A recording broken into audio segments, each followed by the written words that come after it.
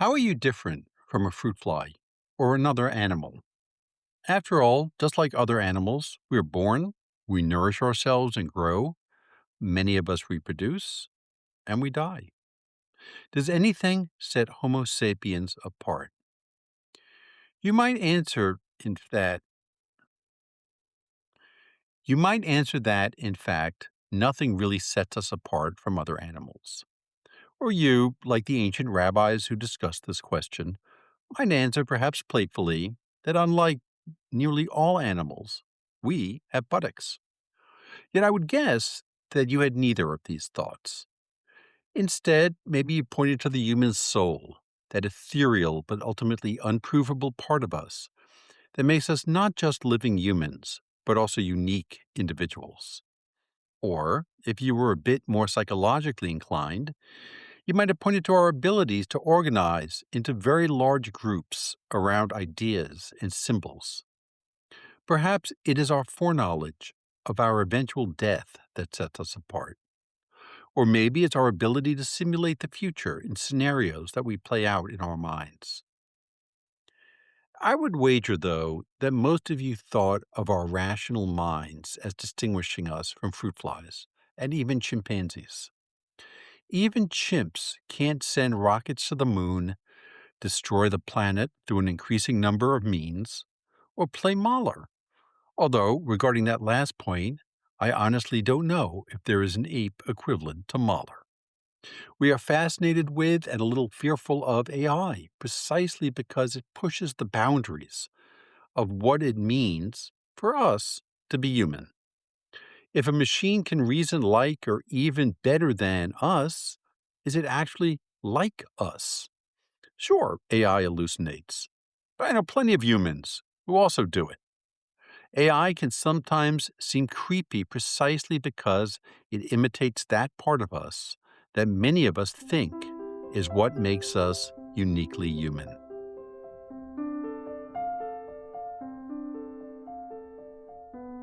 You're listening to Happiness and the Pursuit of the Good Life, a podcast about ancient wisdom, modern psychology, and the search for a life that is not only successful, but meaningful. I'm Michael Sadlow. Today, Aristotle, eudaimonia, and the idea that happiness may not be something we feel so much as something we become.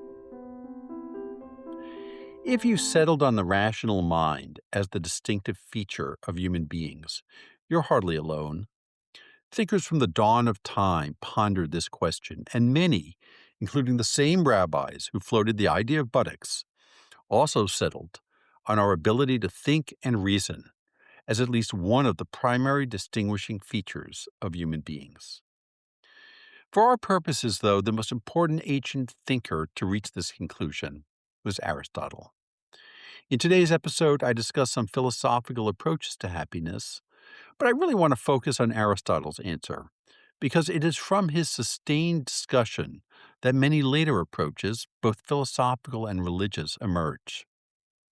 I began this episode with a discussion of the distinctiveness of humans, because that's where Aristotle begins. His definition of and prescription for happiness unspools from there, and so that is where I'll begin. The short version is that Aristotle thinks happiness is not mainly something we feel. It is something we do, and maybe even something we become. So let's get into it. Aristotle studied in Plato's academy for about 20 years. After Plato's death, he eventually founded his own school in Athens, the Lyceum. The works that survive under his name often read less like polished books than like lecture materials or school texts. One of these works is now called the Nicomachean Ethics. The Nicomachean Ethics begins with two intertwined arguments. The first addresses the purpose of human beings. The second proposes a definition for happiness. I want to unpack these arguments, but you should know where we are going.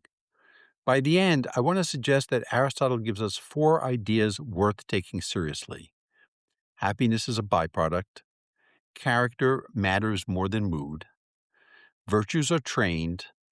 And the good life is not simply whatever feels good from the inside. Aristotle begins by arguing that everything has a purpose or goal. What he really wants to do is to get at first principles. What are the fundamental goals that underlie things and actions? The answer to this question must come from the quality that is unique to that thing or action. A doctor's goal, for example, is to heal. A shipbuilder's is to build a seaworthy vessel. A basketball finds its fullest purpose in being used in a particular game. Aristotle takes this argument a step further. What's the purpose of the human being? To answer this question, he must first posit the quality that is uniquely human. For Aristotle, that's reason. Our purpose, then, must be to perfect that uniquely human quality. Every human has the same goal, which is to live a life driven by reason. Note here that since, for Aristotle, reason is universal and not subjective, there is a single, objectively best way to live. All humans who live in this way achieve a state of eudaimonia, which is the same for everyone. What, though, is eudaimonia? Most people would say it's equivalent to the good life or doing well, but they differ greatly on what this means. Modern translators often use the word happiness, but Aristotle himself quickly points out that the term needs far more precision than we normally give it. In Aristotle's telling, eudaimonia is the ultimate good of human beings. It is our goal, the thing toward which human life naturally aims. Nobody seeks eudaimonia for the sake of something else. One seeks everything else in pursuit of eudaimonia. Eudaimonia cannot be a simple life of pleasure, since this is also the aim of animals. Nor is it the honor sought by those in the political arena, since the conferring and loss of honor is externally determined and outside of a person's ultimate control. It is not the acquisition of wealth, since wealth is not an ultimate good, but merely an instrumental one. Instead, eudaimonia must be living in accord with our unique purpose as human beings. As he writes, the good of man is the active exercise of his soul's faculties in conformity with excellence or virtue. Or as he says elsewhere, eudaimonia is a virtuous activity of the soul of a certain kind. He immediately adds that eudaimonia is more a way of life than an emotional state, and we can only tell whether we have achieved it as our lives draw to a close. A virtuous activity of the soul. The first critical term in this definition is the soul. Aristotle posits that the human soul has two major parts, the irrational and the rational. The irrational soul itself has two parts. One it shares with all animals, in that it directs the basic activities of the body. It runs our breathing and heartbeat, even in sleep, for example. The other part of the irrational soul directs our desires. Freud might call it our id. Fortunately, the second principal part of the soul, the rational part, can, with much training, control the irrational part in a way that is unique to humans. The second critical term is virtue. Virtues, Aristotle tells us, are states of character, and they come in two kinds. One is moral, and the other is intellectual. There's nothing innate about moral virtue. Humans have to be trained in it. Our parents do this to us, but so too does the state when it is governed by wise politicians who are concerned with setting rules that lead us to a more virtuous life. Through training exercise of reason, we learn that the virtues are paths of behavior that follow the mean, having neither excess nor deficiency. Courage, for example, is a virtue because it is the mean between rashness and cowardice. Generosity is a virtue because it is the mean between stinginess and wastefulness. Truthfulness is a virtue because it is the mean between self-deprecation and boastfulness. He's particularly interested in temperance, as its exercise leads us to proper conduct in an area of life that we all share, namely how we eat and drink. Intellectual virtues are the other kind, and they are developed through intellectual learning rather than habituated action. He specifies five such virtues: scientific knowledge, practical skills, practical wisdom, intuitive reason, and theoretical wisdom. Practical wisdom, which concerns itself with the ethical life and how to live, is the most important for the majority of people because it is also necessary for the best exercise of moral virtue. It is, it is in Aristotle's discussion of theoretical wisdom, though, that we see the pieces of Aristotle's approach come together. Theoretical wisdom, or Sophia in Greek, concerns itself with ultimate truths, the gaining of knowledge of the highest realities. Philosophers such as Aristotle are its primary seekers. Unsurprisingly, then, Aristotle ranks it as the supreme virtue, one that encompasses all the other virtues and leads to a life of supreme eudaimonia. How does this work? Remember that reason is what makes humans unique. So the purpose of human beings must be the cultivation of reason. Sophia is the perfection of reason. Upon achieving it, though, a person cannot but live also according to the moral virtues, because a life in perfect accord with perfect reason must be entirely virtuous. So the achievement of Sophia brings with it complete mastery over the appetites of the irrational soul. The appetites remain, but supreme eudaimonia means that one is able, really effortlessly, to control them in order to live according to the means. Moreover, such a life is going to lead to feelings of pleasure. People trained in virtue take pleasure in acting virtuously. As he writes, that which is proper to each thing is by nature best and most pleasant for each thing. For man, therefore, the life according to reason is best and pleasantest, since reason, more than anything else, is man. Eudaimonia, which brings pleasure, is the product of a life lived according to virtue. While this may all seem a bit theoretical and impractical, Aristotle was not emphasizing some kind of monastic, entirely academic life. Wealth, he says, is a necessary but insufficient condition for eudaimonia. It's hard to live virtuously when lacking the funds to support yourself. Friendship, too, is necessary, particularly the kind of friendship that he calls virtuous. This is a friendship that is based on true appreciation of who a person is. True friends help each other to become more virtuous. Eudaimonia occurs in community. Aristotle's views on companionship resonate differently in our world than they did in his. For him, virtuous friendships were mainly homosocial. Men found male friends, and women, well, being a product of his time, he wasn't much interested in women. Today, the ideal might be that our significant other will be our closest friend. This would be problematic for Aristotle, because such a relationship is also a friendship of pleasure, and thus can dissolve if there is a lessening of pleasure. That is, it's not a true friendship based on virtue. A friendship based on virtue is pleasurable, but the pleasure is a byproduct, not the foundation of a relationship. A marriage based entirely on virtue rather than pleasure would be ideal in his view, but realistically, that's a high bar. Almost by definition, marriage includes elements of both pleasure and mutual benefit. Another aspect of the concept of eudaimonia that resonates differently for us is the role that he puts on the intellect.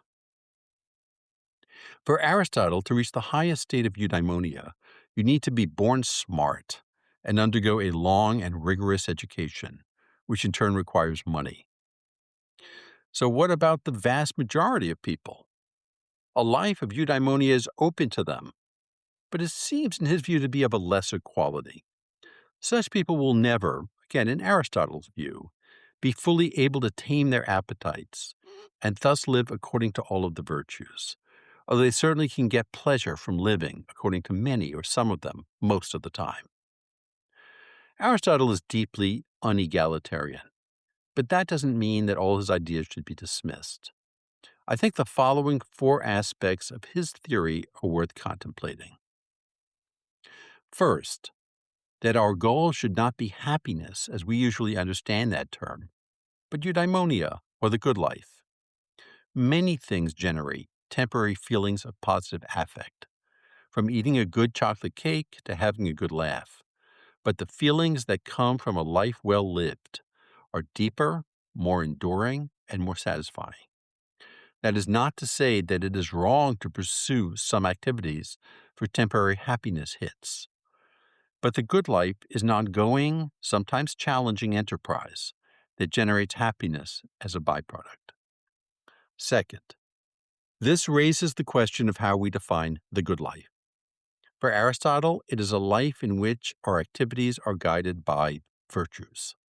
The virtues are a set of character traits that are cultivated. These character traits capture the means of the human experience, and we know that they are virtues through the exercise of our reason, that uniquely human trait. That is, we have a purpose, can discern what that purpose is, and we are most satisfied when we are fulfilling it. Third, Aristotle's vision of eudaimonia centers character development. We work on our virtues, and over time our actions begin to flow from the kind of people we have become. The more virtuous we are, the easier it is for us to discern the right course of action when faced with complex decisions. This is subtly different than a life guided by values. You hold values, some of which are probably the same as the virtues. But a life guided by values focuses on discrete actions rather than character. Aristotle might say that if you seek to live according to your values, why not go all the way and transform yourself into a living embodiment of them? Fourth, the good life is objective. Unlike most modern measures of happiness or well being, Aristotle's eudaimonia can be measured as easily from the outside as it can be from the inside. I see how you behave. And if you are living a life of virtue, then I know that you're in a state of eudaimonia. It doesn't really matter if you're feeling crappy, although Aristotle predicts that overall, you'll feel good about your life. All four of these points smartly mesh. Aristotle, for example, is aware that a person might develop an idiosyncratic and twisted notion of virtues and feel good about living according to them. Such a person might feel good, but they are not living in a state of eudaimonia, because these virtues don't arise from reason, which is universal. You may justify these twisted actions according to your own logic or reason, but that logic is not reason in the Aristotelian sense.